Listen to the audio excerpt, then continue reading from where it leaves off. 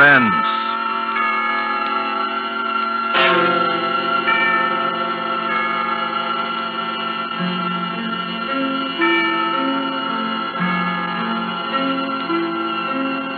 This is the Man in Black, here again to introduce Columbia's program, Suspense. From Hollywood, we bring you as star, Mr. Orson Welles, who this evening begins a 4-week engagement as guest of these proceedings.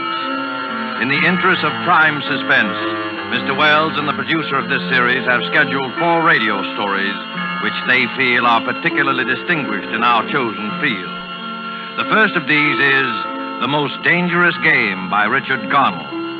And so with the performance of Orson Welles in the character of General Zaroff and Keenan Wynn as Sanger Rainsford, who learned from Zaroff what was the most dangerous game, we again hope to keep you in suspense.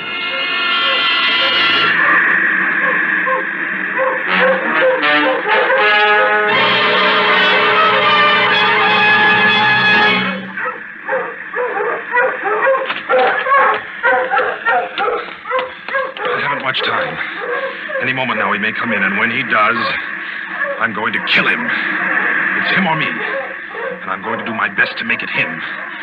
Or maybe it sounds crazy to you. I guess it does. Would have sounded crazy to me a few days ago when I was with Whitney on the yacht. I was on a pleasure trip. A pleasure trip! How could I or anyone realize then the horror and torment I was to go through? How was I to know of Ivan? And the death swamp, and the hounds. How was I to know of Zaroff? Think of it. It was only 4 nights ago that the ship went down. We'd been talking about this island, Ship Trap Island, Whitney said it was called on the charts. He was sleepy and started on down below to turn in. I was mixing myself a nightcap when I looked up and saw it. A tremendous reef racing at us out of the fog. I screamed out a warning, but it was too late. We were right upon it.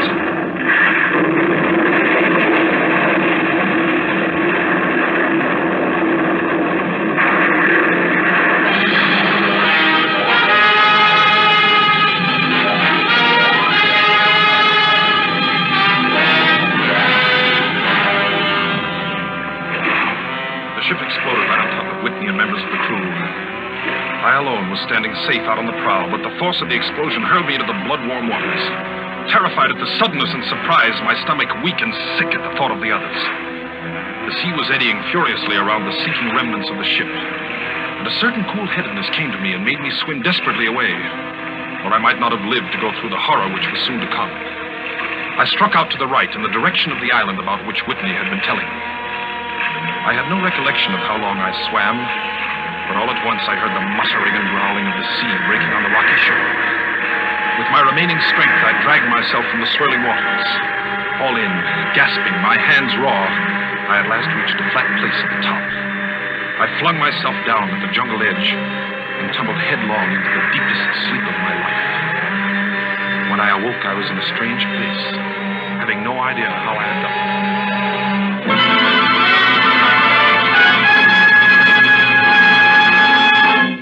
Well, Ivan, our friend seems to be awakening.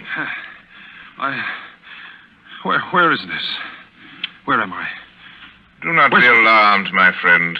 My man Ivan found you out on the cliff. He brought you here to be taken care of. Well, thank God there's life on this island. I hardly believed. Few people do. Yes, you are quite safe here in my castle, Mr. Rainsford. Yes. Rainsford. I'm Sanger Rainsford of New York. Rainsford? Sanger Rainsford? Yes. Well, it is indeed a very great pleasure and honor to welcome you, Mr. Sanger Rainsford. You're the celebrated hunter, are you not? Yes. You know me? By reputation only.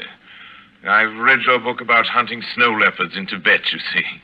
My name is General Zaroff. I am not English, Mr. Rainsford, but I went to a good school. Perhaps you recognize the colors of my tie. No, it makes no difference. I've lived too long in the jungle to be a snob. Well, Well, I can't tell you how happy I am to meet you, General. and I can't tell you how happy I am to meet you, Mr. Rainsford. But come, we shouldn't be chatting here. We can talk later. You must be hungry. Yes, I am rather. What? Ivan thought you'd like a robe. He's drying your clothes for you.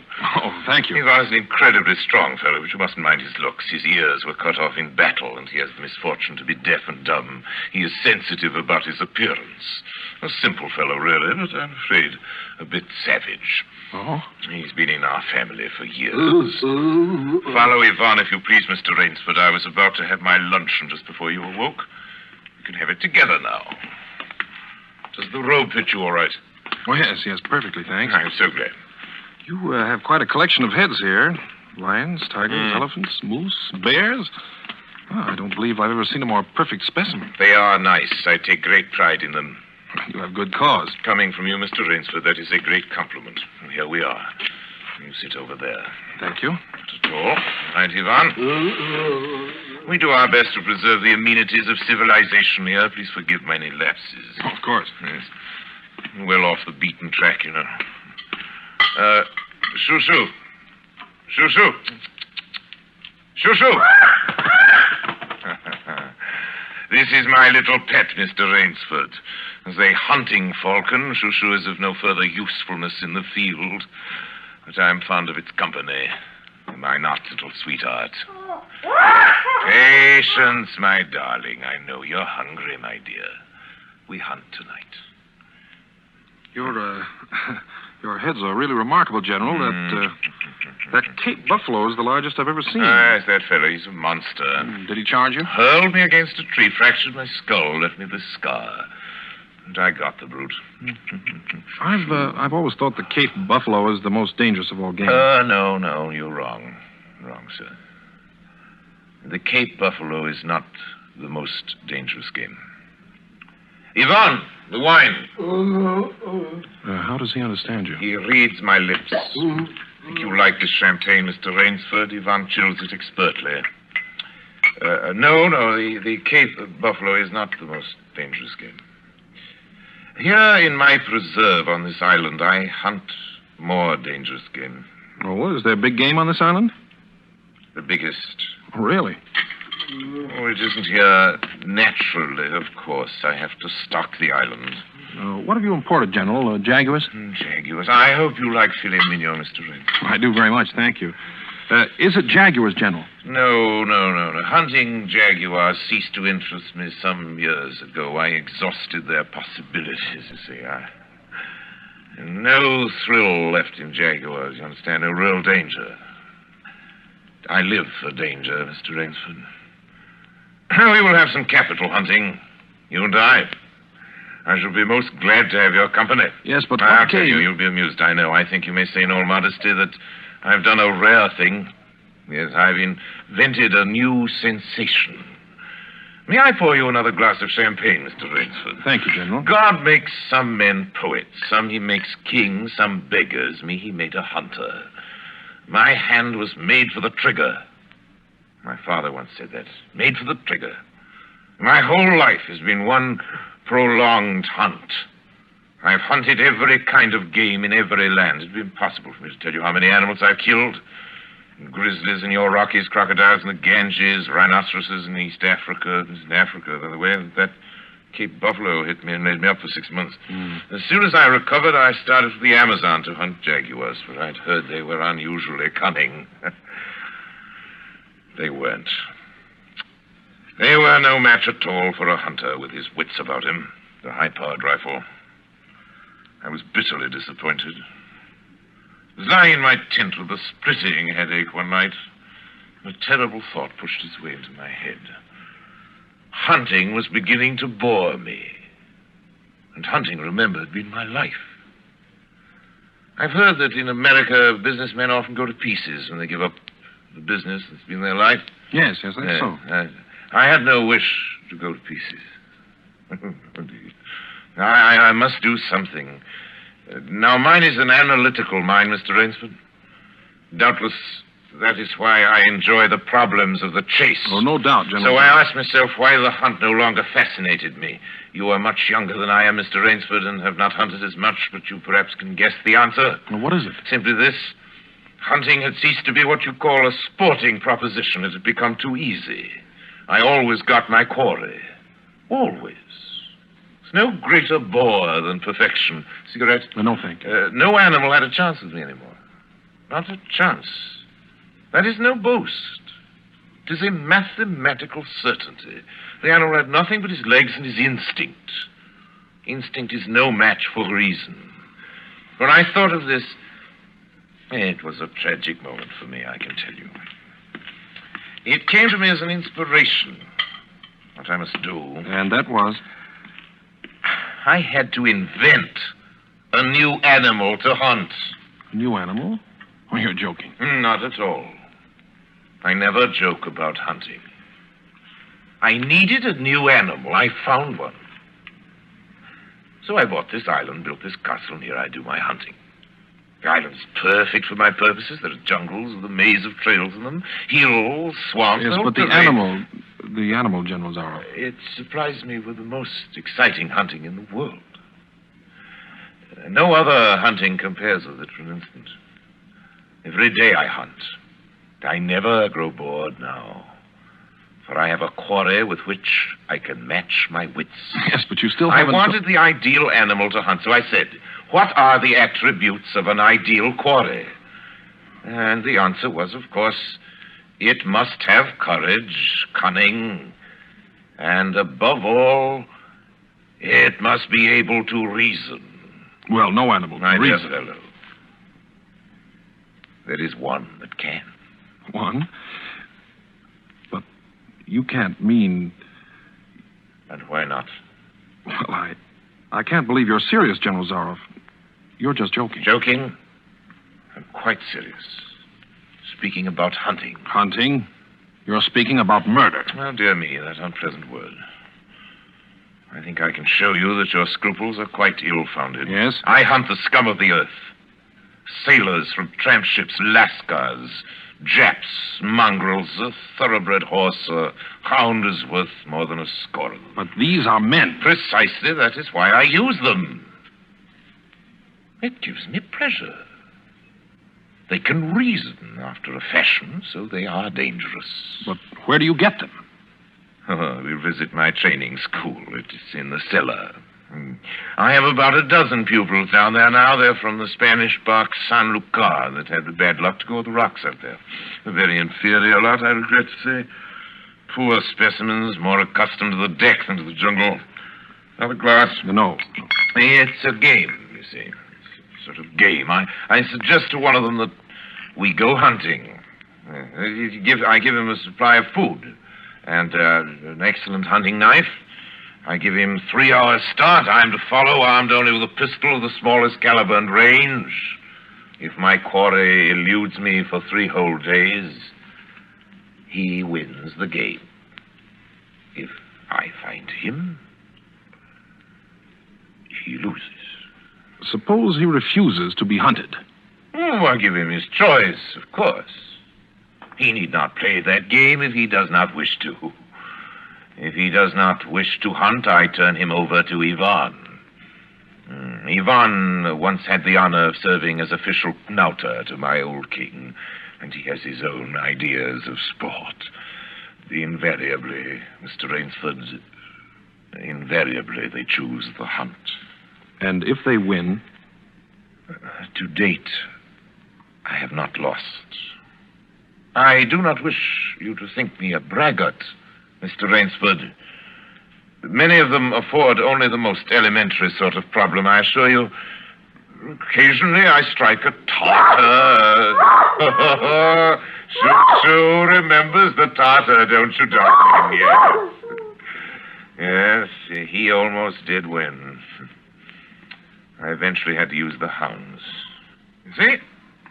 Wait a moment, I'll open the window. Hello, boys!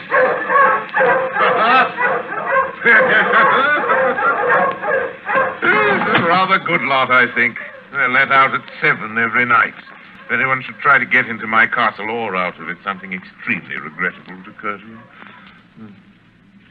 But enough of this. Come, I'll show you a collection of heads I'm quite sure you've never seen before. Join me in the library for coffee. I hope that you will excuse me tonight, General. I'm really not feeling well at all. Indeed. I know what it is. My old complaint. Ennui, boredom. You need some excitement. Tonight we'll hunt. Hey, Mr. Rainsford. You and I. You're wrong, General. I won't hunt. I won't murder. As you wish, my friend.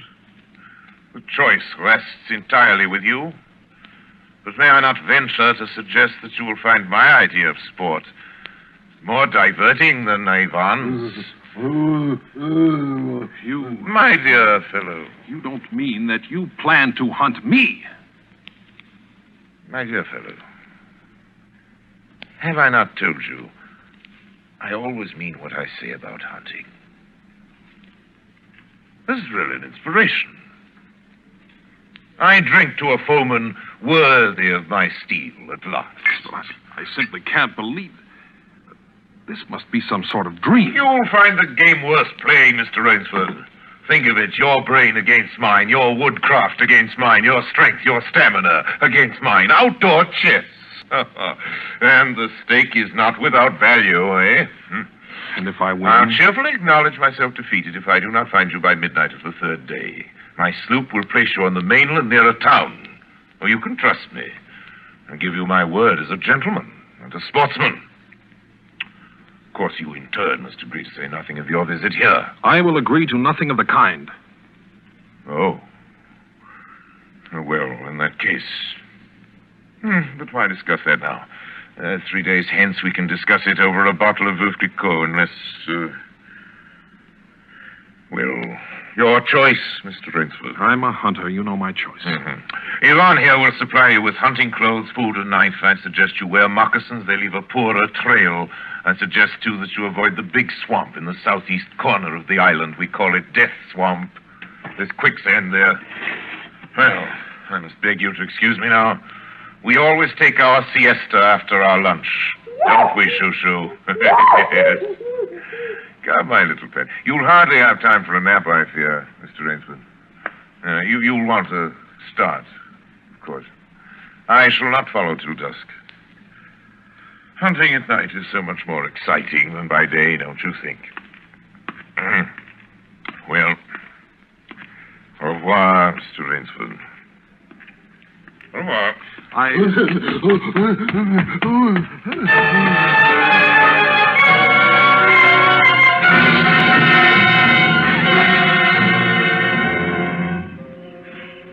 I'd fought my way through the bush for 2 hours, repeating to myself over and over again, I must keep my nerve. I must keep my nerve. My whole idea at first was to put distance between myself and General Zaroff. And to this end, I had plunged along through the thicket, spurred on by the sharp growls of something very much like panic. Now I had got a grip on myself. I'd stopped. I was taking stock of the situation. I saw that straight flight was futile. Inevitably, it would bring me face to face with the sea. Well, I'll give him a trail, I muttered. And I struck off from the rude path I had been following and into the trackless wilderness. I made a series of intricate loops. I doubled back on my trail again and again, recalling all the lore of the fox hunt, all the dodges of the fox. Night found me exhausted, my hands and face lashed by the branches on a thickly wooded ridge. My need for rest was imperative, and I thought, I'd played the fox, now I must play the cat of the fable. A big tree with a thick trunk and outspread branches was nearby, and taking care not to leave the slightest mark, I climbed up and stretched out among the broad limbs. Rest brought me new confidence and almost a feeling of security. Even so expert a hunter as General Zaroff cannot face me here, I assured myself. An apprehensive night crawled slowly by, my mind keenly alert for any sound, any warning. Toward the dawn, an instinct I never knew existed, like an animal must possess, impelled me to look far off in the distance in a westerly direction. Sure enough, following the trail with the sureness of a bloodhound came General Zaroff.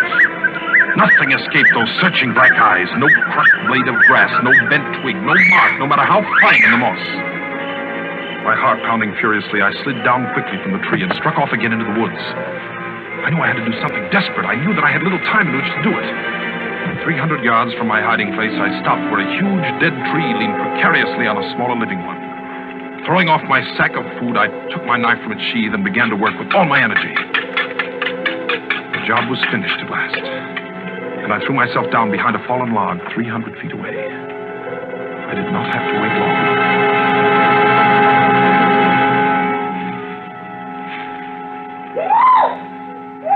Shoot. Patience. Patience, my darling. You'll be fed. Rainsford.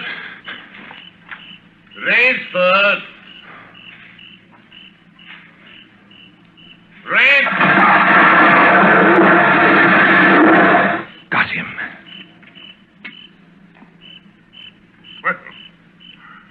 Rainsford? What? If you are within sound of my voice, as I suppose you are, let me congratulate you. Not many men know how to make a Malay man-catcher. Luckily for me, I too have hunted in Malacca. You are proving interesting, Mr. Rainsford. Very interesting. The tree brushed my shoulders. I jumped back. I'm going to have the wound rest. It's only slight. But I shall be back, Mr. Rainsford. I shall be back.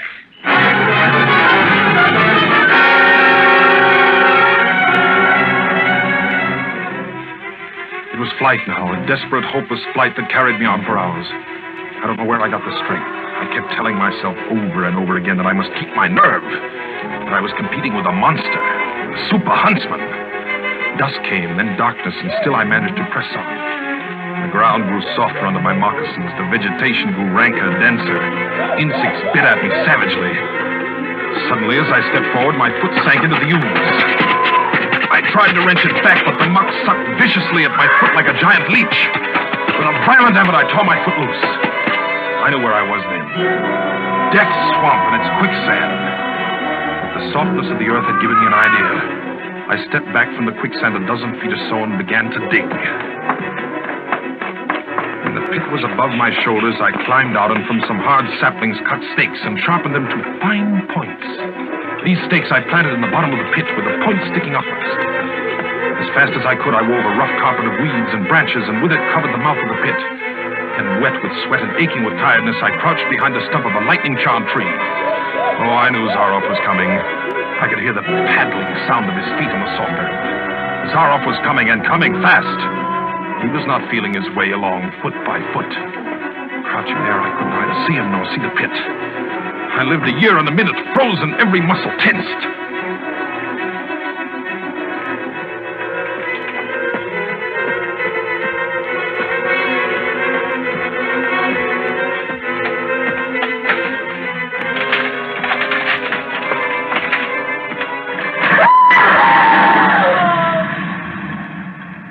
Very good, Rainsford.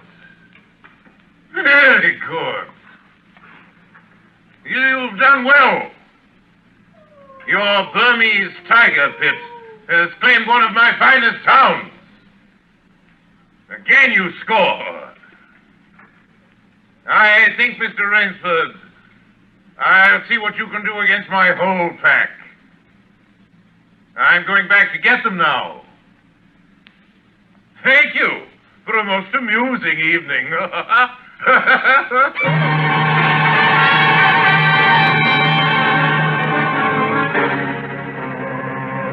At daybreak, lying near the swamp, I was awakened by a sound that made me know I had new things to learn about fear. It was a distant sound, faint and wavering, but I knew it. It was the baying of a pack of hounds. I could do one of two things. I could stay where I was and wait. That was suicide. I could flee. That was postponing the inevitable. I had put my very last hope into that tiger pit. For a moment, I stood there thinking. All at once, an idea that held a wild chance came to me, and tightening my belt, I headed away from the swamp. The baying of the hounds drew nearer. They would be on me any minute now. My mind worked frantically. I thought of a native trick I had learned in Uganda. I caught hold of a springy young sapling, and to it fastened my hunting knife with the blade pointing down the trail. With a bit of wild grapevine, I tied back the sapling. Then I ran for my life. They raised their terrifying voices as they heard them and felt the fresh scent. I knew then how an animal at bay feels. At last I had to stop to get my breath. The baying of the hounds stopped just as suddenly. And with it my heart stopped too. They must have reached the knife. Excitedly, I shinnied up a tree and looked back. My pursuers had stopped all right, but the hope that had been in my brain when I climbed died. For in the shallow valley, I saw that General Zaroff was still on his feet, but Ivan was not. Apparently, he had come along to hold the hounds. The knife, driven by the recoil of the springing tree, had splintered through his chest. I'd hardly tumbled to the ground when the pack took up the cry again. Nerve, nerve, nerve, nerve, I panted as I dashed along. A blue gap showed between the trees dead ahead. The hounds were almost on top of me. I forced myself on towards that gap. I reached it. It was the shore of the sea. Across the cove, I could see the gloomy gray stone of the castle. 20 feet below me, the sea rumbled and hissed. I hesitated. I heard the hounds. Then I leaped far out into the sea.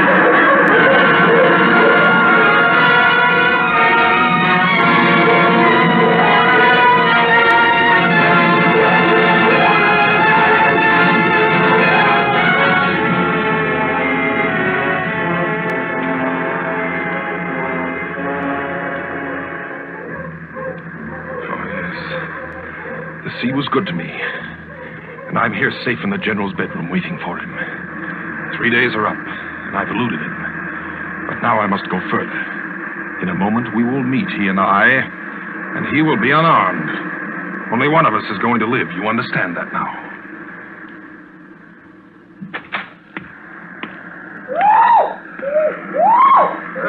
Quiet, Shushu.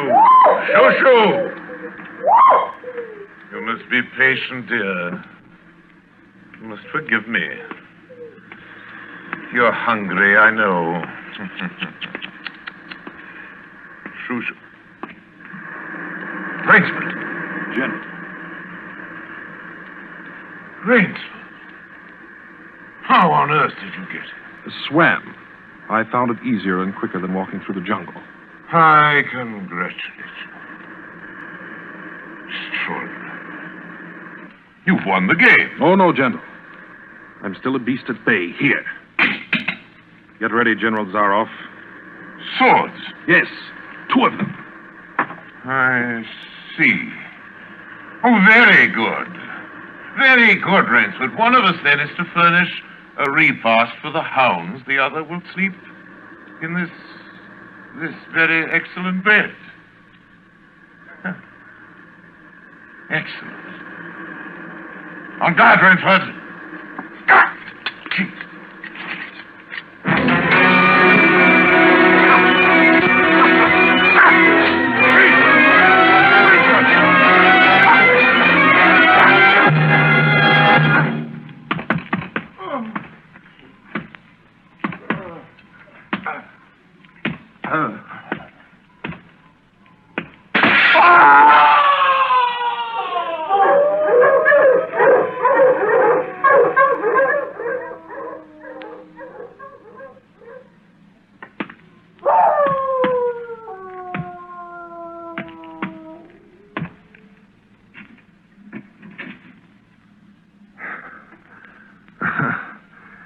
It was just as my late host said it would be.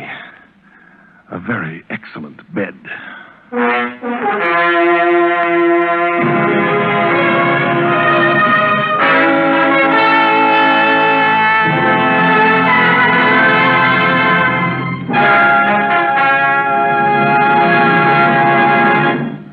And so closes The Most Dangerous Game by Richard Connell, starring Orson Welles. Tonight's tale of Suspense. Mr. Wells was General Zaroff, and Keenan Wynn, Rainsford. This is your narrator, the Man in Black, who conveys to you Columbia's invitation to spend this half hour in suspense next week, same time, when Orson Welles will again be our star in Sir Arthur Conan Doyle's story, The Lost Special. The producer of Suspense is William Spear, who tonight also directed the broadcast, and who, with Bernard Herrmann, the conductor, Lucien Morawick, who composed the original score, and Private Jacques Anson Fink, the radio author, collaborated on tonight's Suspense.